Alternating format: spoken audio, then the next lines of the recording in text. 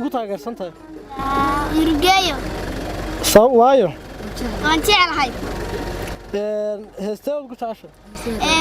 sida oo dhan gaar ahaan heesta tirada maskaxaad ka dhigan lahayd nabaraanay gaaray maxaad oran lahayd halkan aad iyo aad maan u salaamay dhammaan xidigaageeto intaan isa aqal lahaa niyaa dabar joogi lahaa